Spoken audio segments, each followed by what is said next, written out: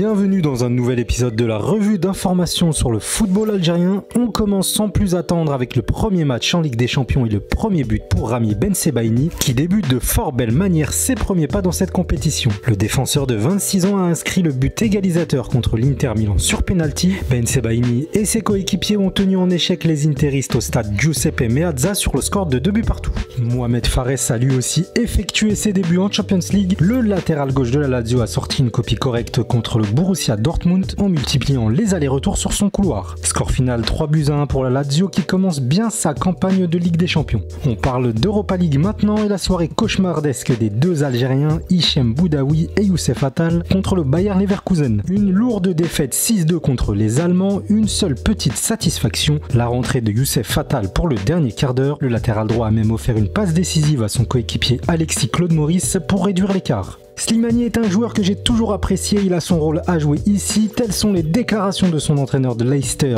Brendan Rodgers, pour expliquer l'absence de son attaquant de la liste européenne. Longtemps pressenti à Rennes ou encore au Sporting Lisbonne, Islam Slimani est finalement resté à Leicester au terme d'un mercato très mouvementé pour lui. Leicester s'est donc imposé 3-0 en Ligue Europa contre Zorya sans Slimani. Le joueur ne pourra pas participer à la phase de poule avec son club. La rumeur était insistante ces dernières semaines, mais aujourd'hui tout se confirme, Riyad Boudbouz est bien en train de visiter les installations de Qatar SC afin d'y signer un potentiel juteux contrat. Indésirable du côté de l'AS Saint-Etienne, Boudbouz a tout fait pour convaincre Claude Puel et les dirigeants du club de lui laisser sa chance, mais malgré ses bonnes performances aux entraînements, on lui a clairement fait savoir à plusieurs reprises qu'il allait passer la saison sur le banc. Pour l'heure, rien n'est encore fait, mais les négociations ont bel et bien débuté. On termine notre revue d'information avec cette donnée non négligeable, l'Algérie qui grimpe de 5 places au classement FIFA et entre dans le top 30 mondial. Ce n'était plus arrivé depuis 2015. L'Algérie se retrouve aussi à la 3e place au classement africain, derrière la Tunisie et le Sénégal. On doit cette montée au classement FIFA grâce aux bons résultats obtenus face au Mexique 2 buts partout